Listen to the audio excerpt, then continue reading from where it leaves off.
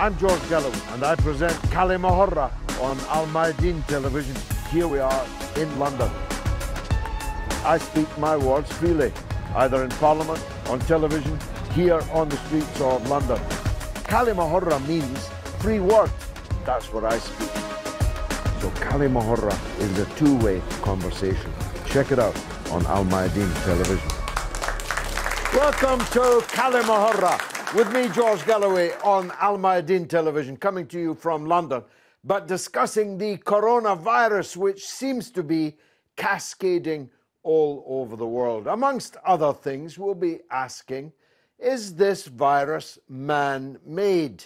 We'll also be asking, if not, what is it? Where is it going? How many people will it take with it? Now, I understand that many people watching this will dismiss out of hand any idea that this virus could be man-made. But actually, that's the conspiracy theory, not the one I'm about to posit now, because the ability to make biological weapons, the ability to wage germ warfare is a well-known fact, not fiction. It is a possibility that this virus was man-made, and it could have been released into the atmosphere by accident or by design. There was a germ warfare laboratory close to the city of Wuhan, which is still regarded as the epicenter of the epidemic. Equally, the fact that countries like Iran appear to have been particularly severely affected raises question marks in some people's minds. You don't need to look in the crystal ball, you can read the book. In the 1950s and 60s, unbelievable though it now sounds, the British Department of Defense and its germ warfare laboratory actually deliberately released germ weapons onto its own population so that they could test the efficacy of those weapons and their transmission and so on.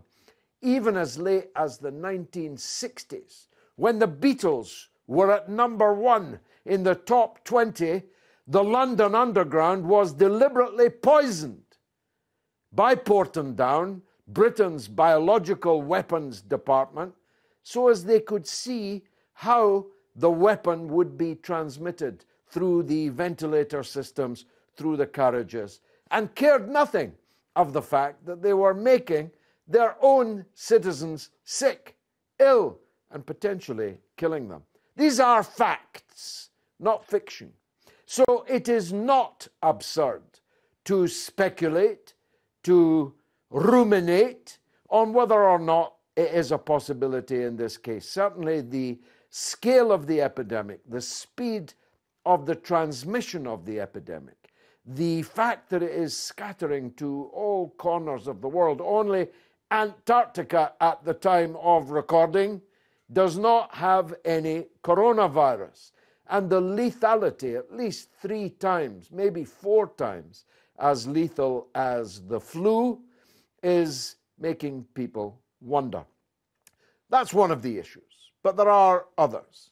If you want my honest opinion, I think the country that will be worst affected is the United States of America, because there are a tremendous number of people come and go from the United States of America. It is a multicultural melting pot, and people go and come back from places which are at this moment in time more severely affected. But more importantly than that, the United States doesn't have a health service, and half of the people are poor. And when you get a combination of poor people and poor medical services, you have the possibility of rapid transmission. And if I'm right on my speculation on that, that's very bad news for President Trump, who seems to have staked his presidency on the fact that, like some sublime genius, he has managed to inoculate the American public without the need of vaccination from a virus which is cutting a swathe already through China. There have been thousands of deaths. There's more than 100,000 cases. It's a serious problem. Some people see it as a serious opportunity. I'm not making that up. There are medical people who've been filmed saying, well, at least it will kill all the bed blockers, by which they mean people who are in hospital and can't get out of it because they either are too ill to get out of it, but don't have homes to go back to with families that can help to look after them. Others, I'm not making this up either, think that it's a good thing that people over the age of 80 are somehow culled. Well, it's not good if you're anywhere near the age of 80. It's not good if you love your parents and they're anywhere near the age of 80, or your grandparents for that matter. But there are people who see a silver lining in every cloud. So lots to discuss. I have, as always, an audience of distinguished experts and one or two enthusiastic amateurs like me. One of the experts is you, Doctor. Kick this off for us, will you? Thank you, George. My name's Dr. Siana Shafi. I'm a GP. I'm by no means an expert, certainly not on coronavirus. I am, in my most recent role, a humanitarian GP, so I can empathise totally with your comment about the value of human life, or indeed how little it is valued. I look after currently the refugees who are trapped in Lesvos in Greece. And I think just today we've had our first 2 cases on the mainland of Greece. I work on the island of Lesvos. And our clinic there, for example, we've been really contemplating what coronavirus, I mean, those people who are there have many other issues, many other problems. We don't have sanitation. There's, some people haven't bathed for 3 months. There's just no hot water. So, and indeed, if they got anything close to a respiratory tract infection, they'll end up with a pneumonia with or without coronavirus. With the other side of me is thinking, I'm a big science fiction fan. I've loved watching films like Andromeda and Outbreak. And I hear what you're saying about the germ warfare as well, because my family were in Saudi Arabia when we went through, was it the Kuwaiti, Iraqi invasions, et cetera, and there was threat of all sorts of things. So I think the common theme is the devaluation of human life. I think that is exactly what it is. I actually didn't know about the issue in London. I was probably not. 1963, amazing. Well, so probably, before I was born. I was around, you were not. Probably why I didn't know about it. But, that doesn't surprise me, though. And this, I think, is the thing that we all need to kind of wake up and take heed, is that, in Greece, for example, I'll give you just a little anecdote if I have time. I've seen, when I've been working there, through the storms of Lesvos, and the big Greek soldiers with their riot gear standing by. Okay, there were only 10 Greek soldiers and maybe 100,000 refugees. So the Greek soldiers were a bit sort of nervous, and they bark. Is there 100,000 refugees? There were at the peak in 2015, October 2015, when I started there. That's exactly how many people were trapped there. So the queue was 10 days long. I mean, have you ever heard of a queue being described in days? But that was how long it was. And so I remember this scene in the pouring rain, and I don't know if you ever hear about Greek winters and rain, but when it rains, it's worse than the monsoon because it's so cold. And, there were pregnant women, there were babies pressed against the fence, and these guards were sort of standing there with their riot gear.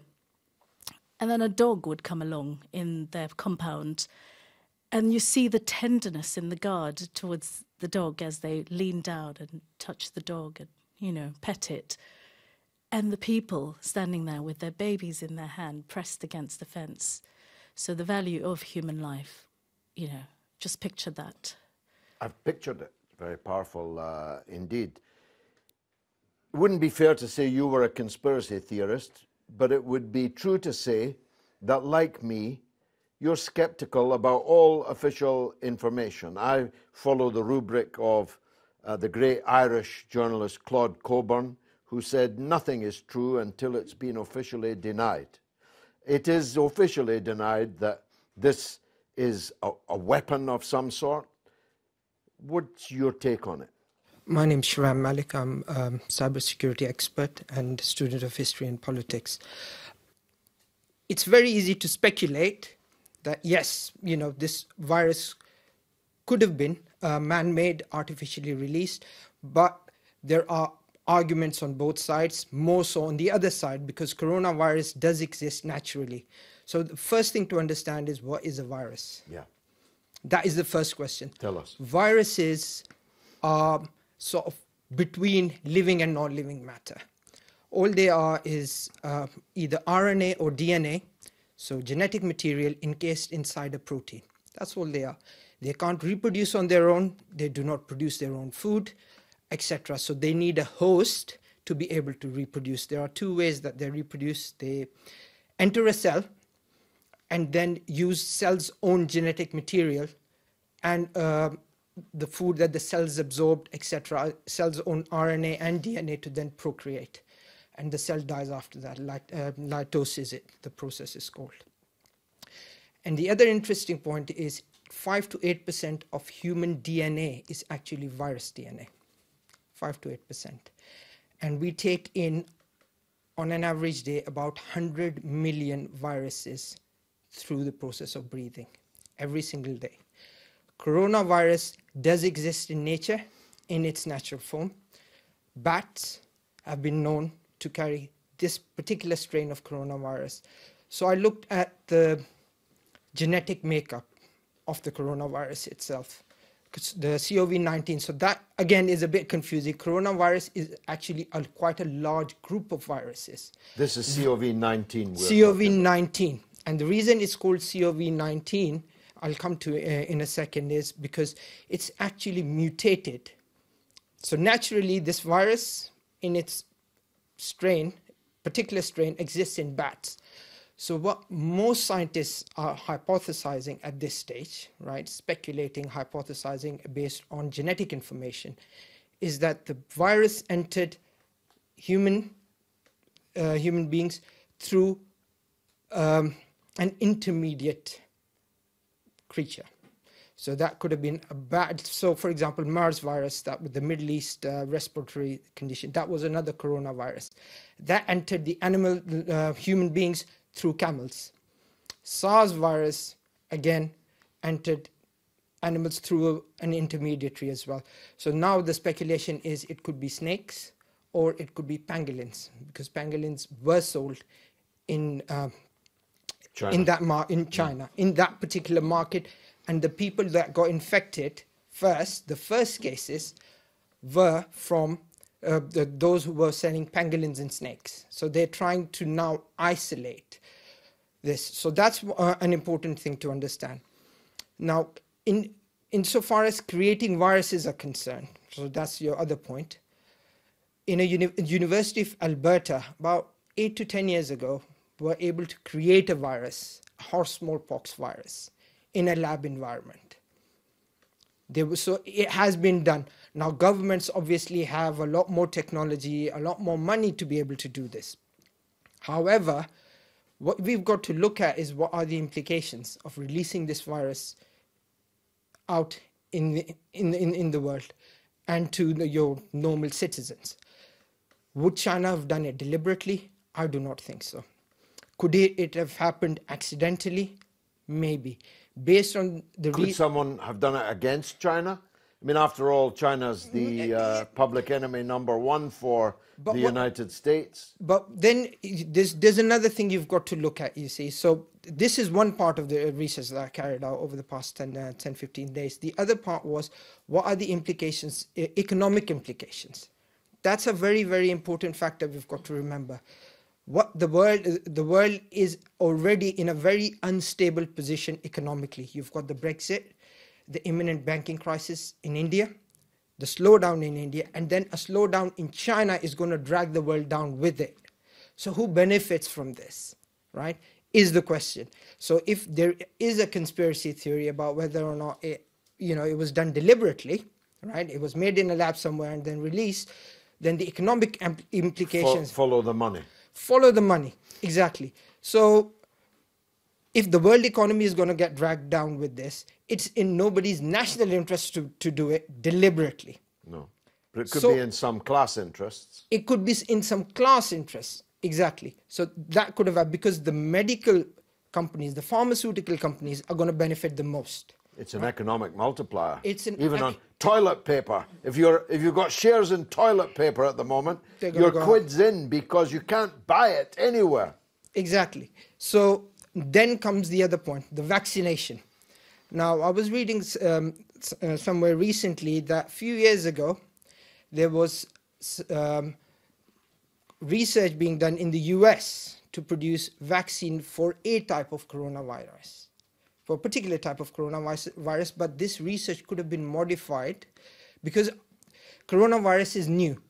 Human antibodies are not are used to coronavirus. Hence, people are being infected. But at the same time, if you're young enough, fit enough, you do tend to recover because your body will produce the antibodies required to fight coronavirus. But if you're older, obviously, there's a chance that you will suffer. And unfortunately, it's led to many, many deaths thus far.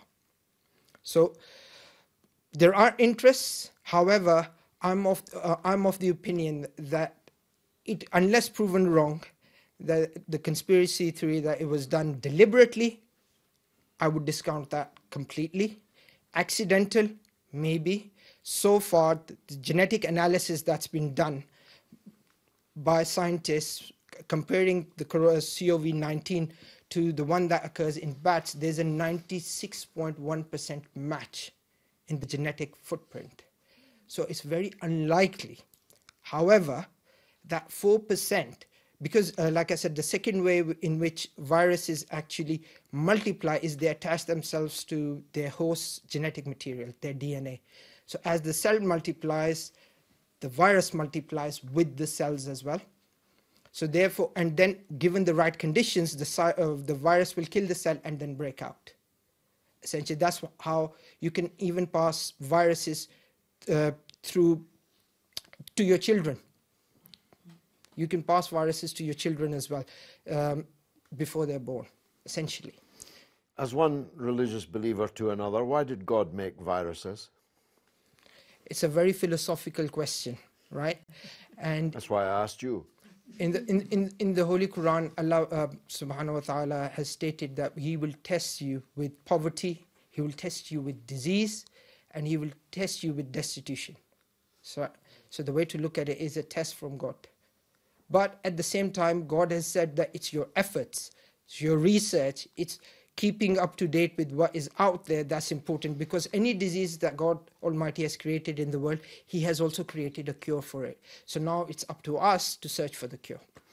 Now, I'm of the view that China has responded to this outbreak splendidly, that no other country on earth could have done so. They did so as a result of the social structures that they have, the strong central state and so on. Some people are shocked to see hundreds, maybe thousands of people with disinfectant going through the streets of China. I think it's wonderful.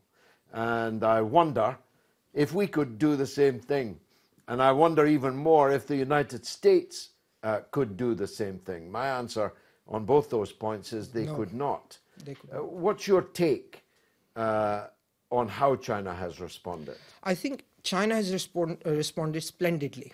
I mean, within 10 days of the virus spreading, they had genetically analyzed the virus, right? So what that does is that... And built hospitals. Built hospitals within 10 days. Within 10 days, built a 1,000-bed hospital in Wuhan. And the most important thing is the genetic analysis of the virus itself, because that gives you a head start in developing a vaccine. So now, things that took 10 years to develop or 20 years to develop, right? Now you're talking about months of development. So the way I look at it, within the middle of this year or next 3 to 4 months, we will have a vaccine for coronavirus. However, if the Chinese state has got control of it, right, what will be the implications for poorer countries, and how do they distribute? Do they use that as a leverage, as a political leverage? I don't think they'll want to do that. They will want to create goodwill. No, they'll use it for goodwill, yeah. Absolutely. And the way in the US case, on the other hand, if you don't have money, you won't be able to buy it. The US actually put people by force into quarantine for 14 days and then gave them a bill for thousands of dollars for the 14 days they were forced to spend in quarantine. Let me give you a small example. You know, insulin. I'm a diabetic myself. So insulin, I don't take insulin, I take metformins, but insulin costs about $2 to produce in the US. $2. It's sold at $280 a shot. That's how crooked these pharmaceutical companies are, especially the ones based in the US. So they will want to benefit. They've already, one of the research papers I was reading, they've already asked Intel and Lenovo to help them process information much faster to be able to analyze if someone's suffering from coronavirus or not. And to me, the issue is that I would rather China came up with a vaccine quickly than somebody like the US or places like GlaxoSmithKline, because the cost to poorer countries would be, their budgets could be wiped out. That's how much these people will want to profit from this. But ultimately, what it comes down to is the response from China has been brilliant. More needs to be done. They are doing what they can. However, as people on the outside, we just need to use common sense and we'll be fine, right? The rate you said... We shook hands when you came in. Yes. Should we have? Yes. As long as I'm able to go away, you're able to go away, wash your hands for 20 seconds, right? Wash our hands properly, right? We should be fine. Ultimately, it boils down to common sense. The death rate is 2.5%, and if you break down that 2.5%, it's mostly people with existing conditions and people who are elderly, whose bodies are not, have gone through life, and now they're at a stage where they're unable to adapt. So you have to look at the figures in their right format. Like the famous saying, statistics, you can show whatever you want to show. There's lies, damned lies and statistics, said Mr. Churchill.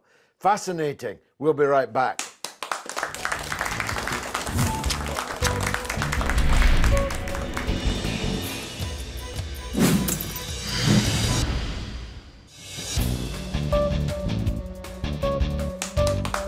You're watching Kalimahora with me, George Galloway, on AlMayadeen television, talking about the coronavirus sweeping across the world. We took the Kalimahora camera onto the streets of London to see what the people thought. Let's take a look. Is coronavirus a natural phenomenon or is it manufactured? It's a bit hard to say, isn't it? I think it is a natural phenomenon. There's lots of viruses. Is it man-made? Well, I couldn't tell you, no. I don't know. I think it's natural from the earth.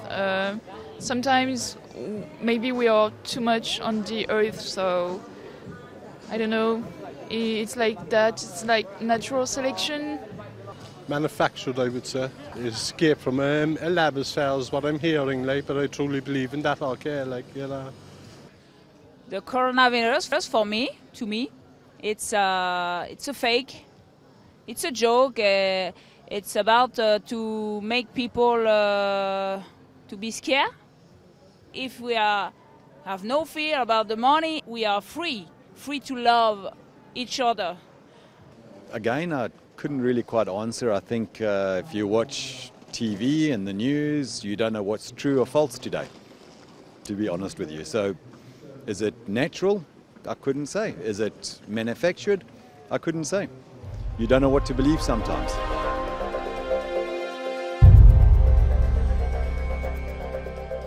Who is normally behind germ warfare? Usually Americans. Americans, I think, like.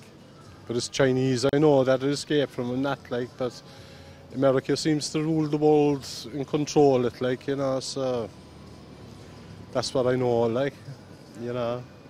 Most powerful countries really are behind it, like, you know, it is money and power, like, and kind of rape the countries what they can get. Who is normally behind it? The pharmacists, chemists, the pharmaceutical companies making money from medicine. I really wouldn't know, honestly. Our life is not natural. We are always go to work, go make money.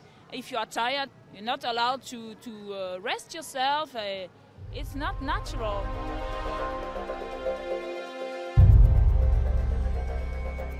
You heard of any specific bioweapon projects? Bioweapon? No. I don't really, like, I kind of don't follow up on it, like, you know, I'm a peaceful person. I kind of go for peace more than seeing people blown to bits and human destroying, like, you know. And fear is not good for our health. And the politicians know that. And they wanted to be very busy to go for the coronavirus and after another virus. The life is like this and we are very tired.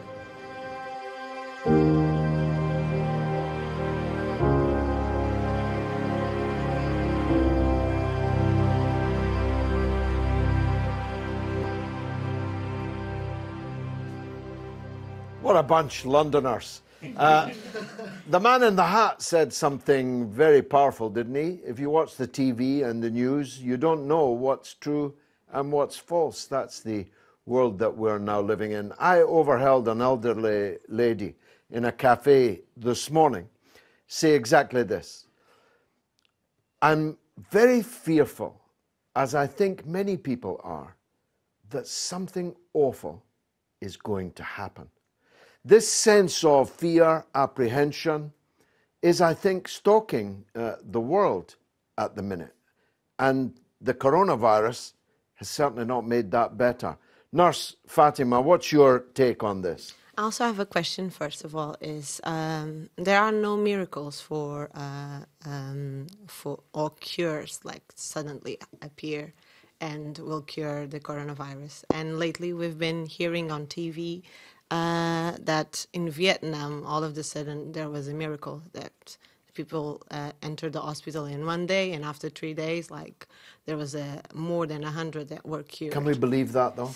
I don't believe. That's why I was asking him about it before. He's our expert, definitely. He's our expert, exactly. And okay. I want him to answer. Yeah. Okay.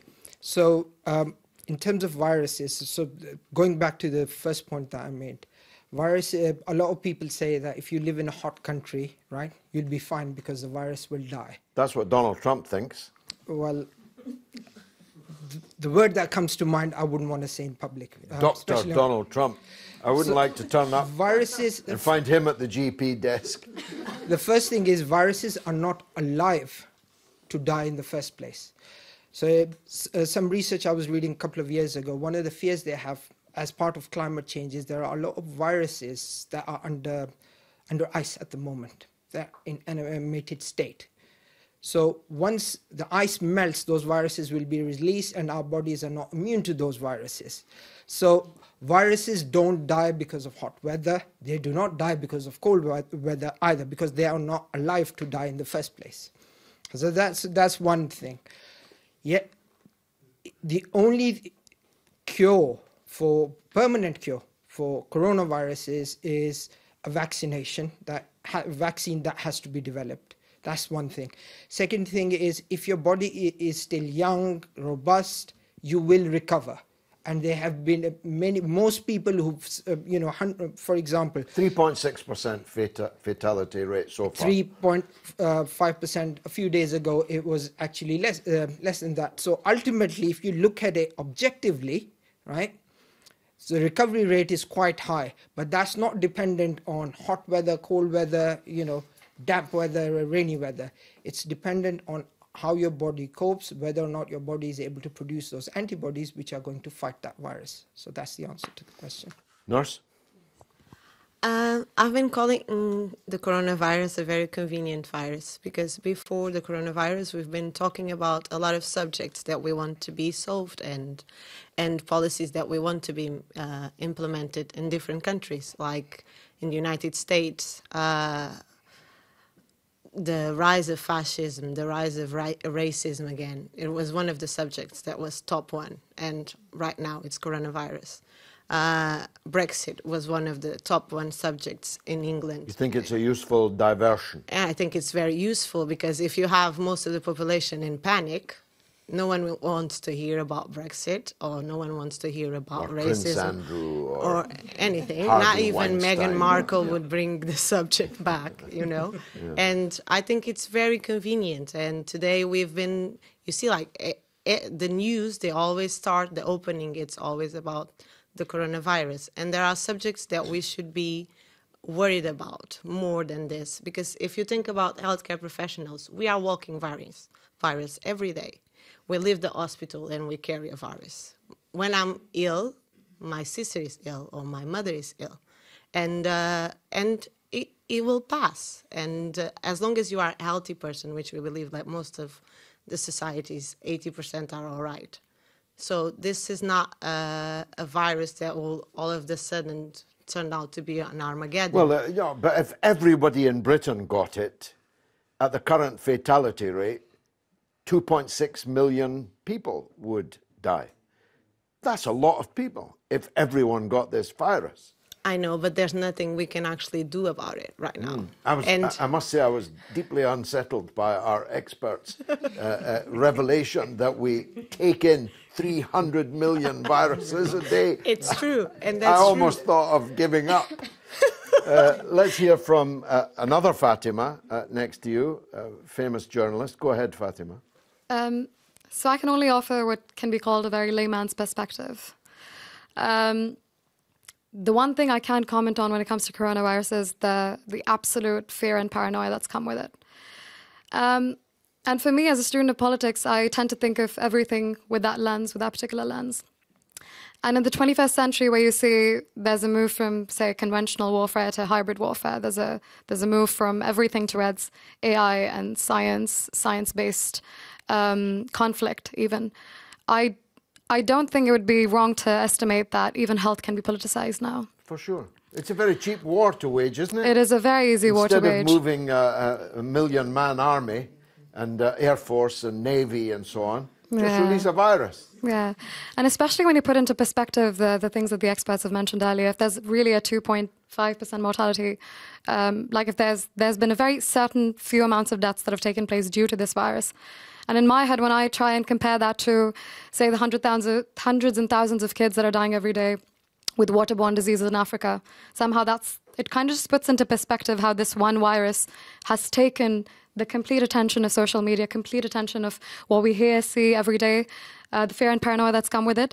And you compare that to the amount of deaths that are taking place every single day in conflict zones due to a plethora of other diseases. These are all powerful observations. But yeah. As someone once said, just because you're paranoid, it doesn't mean they're not all out to get you. Yeah. Let's take the gentleman next to you. Go ahead, sir. Okay, I'm not a virologist either. All I remember in the 1980s was that the HIV virus automatically led to AIDS. And in the 90s, a famous Nobel winner said that wasn't certainly the case. In other words, not every virus leads automatically to death. But my two questions are, it could be an American-made virus, but which America? Could it be the America that lost the impeachment and they want to derail the US economy because the stock markets have collapsed? And another side to the question is that China does have a problem of overproduction at the moment. It can't sell everything. And if China shuts down for 2 months, they solve the question. So I think it's still too early to tell what it's about. That's probably the right attitude. Gentleman behind you in the middle. Hi, I'm Rasmi Koswan. I live in London. It just from the side of the person, it have someone living in Wuhan, a center of the epidemic when it started on the 21st of January. Until today, 40 days. I have been follow the news from inside China mainland, outside, from the Facebook, from any source of information coming in. And I just want to give it to the public that not to be panicked, but be vigilant. And to me, I think this virus is already existing, as everybody expert in here say, existing. And some point along the line... Well, it exists naturally, but it's mutated into this 19. I agree with everybody in here, but I just want to tell you, in my theory, I would think this is you cannot point finger to anybody, either American or whoever, which side they're on, because if this, let's call it COVID-19, to be officially, if the existing for many times, how many times that in this country record that in each year people die of the pneumonia, especially the old people. I have the flu jab every year, and I've been called to have a flu jab every year. It's the same with some other country, in European country, older people have a flu jab. But it never have a record of how many people die of pneumonia or this so-called virus, if it existing. Until 21st of January, the Chinese is the first country who announced that, okay, this is a coronavirus. And suddenly, the Chinese were announced to shut down the city. Don't we ever thought about it? Hold on, wait a minute. If there are existing biological warfare, it could be lethal and stronger than this.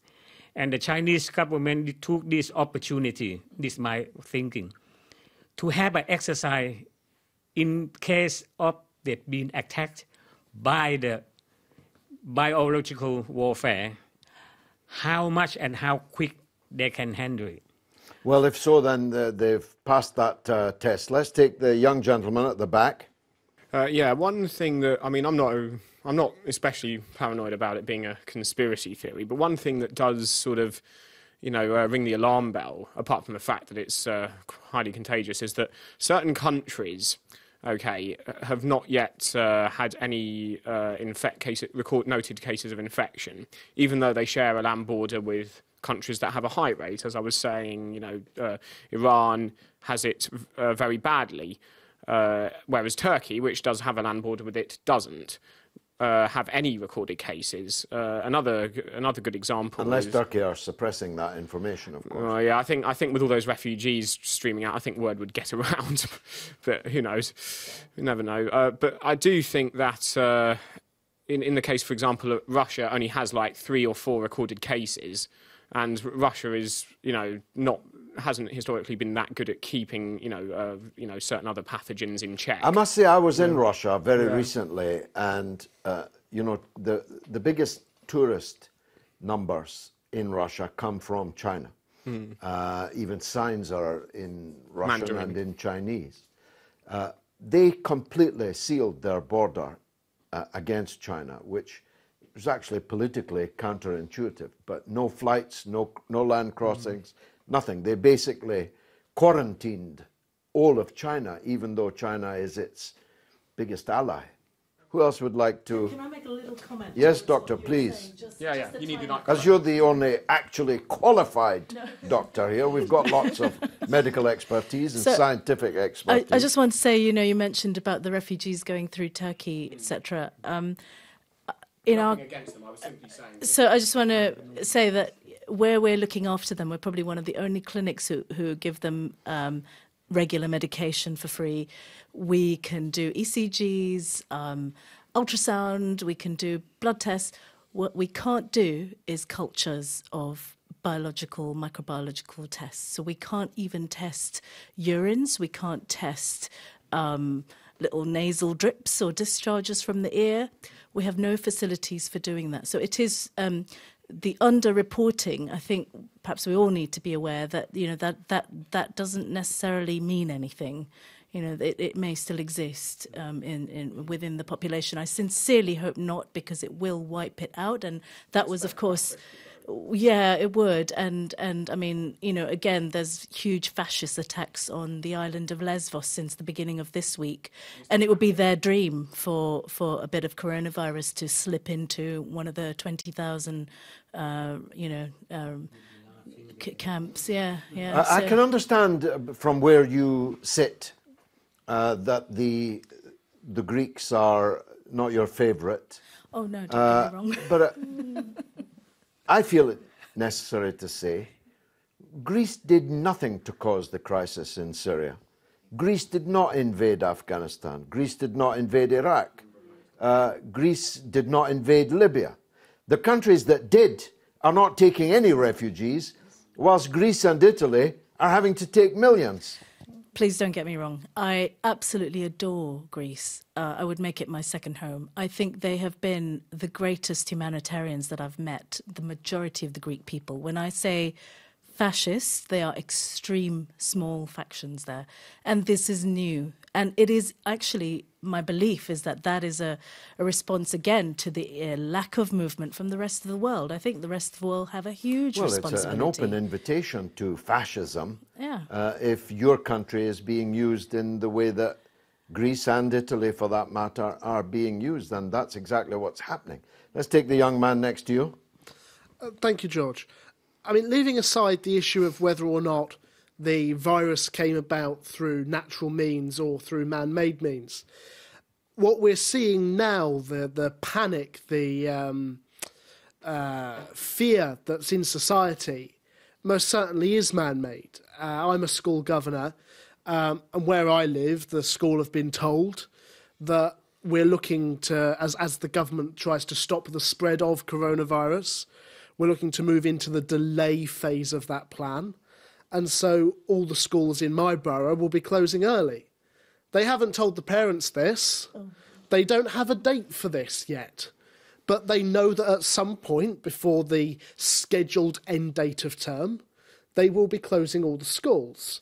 And what that says to me is that there's an overreaction, I think, somewhat to what's going on.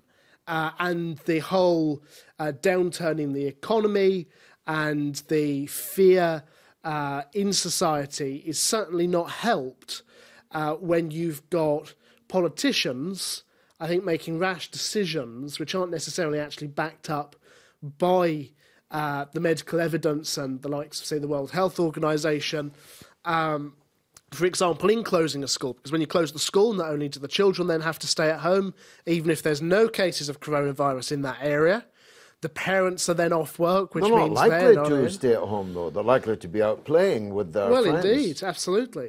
And then the parents have to stay off work, which means they're not contributing to the economy, they're not producing. And I think the whole sort of panic buying that's gone on, at least here in Britain, things like toilet roll, I think is fascinating. I mean, if it were me, I'd be going for tin food, not, loo-roll.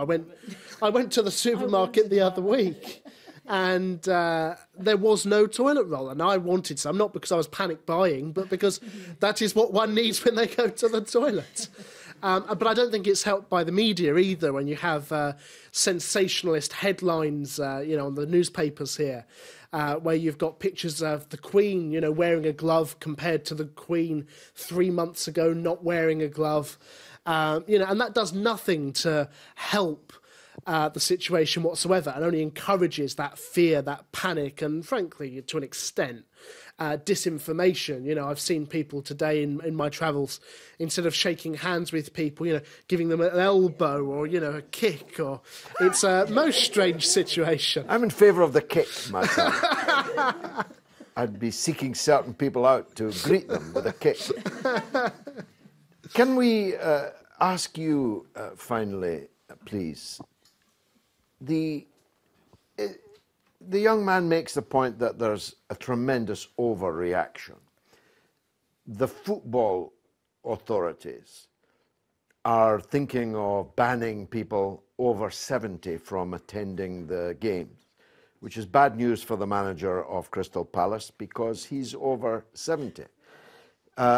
All footballers today were not allowed to shake hands with each other at the beginning of the game. It can't be long delayed. It's already happened in the north of Italy, where games are played behind closed doors. I have an event coming up in Liverpool, and people are now contacting me to say, is it cancelled? Because events are being cancelled. Of course, the answer to that is no, but is it an overreaction in your view? I think it is. We have to put things in perspective. The other point I want to pick up on is the economic disaster that's waiting on the back of this. And that is only going to help promote the right-wing ideology that's prevalent, because if you go back 100 years to the Great Depression, what came after that was a rise of Nazism, right? Now we've had 12 years of two major economic crises. This is going to cause an economic crisis as well. Oil prices are down, oil consumption is down, and it's going to stay like that for the foreseeable future until such time that a vaccine is produced. So we've got to make sure that we're using our common sense, but at the same time, try not to change what you do day in, day out. Take precautions for people who are vulnerable, but apart from that, just go through your daily business as you did a month ago. This has always happened in history. If you open up the history books, most people don't, unfortunately, open up books. These things have always happened. They were isolated in certain populations because the travel was, much more difficult. I'm going to let you in on a secret. I had never heard of Wuhan. Please forgive me.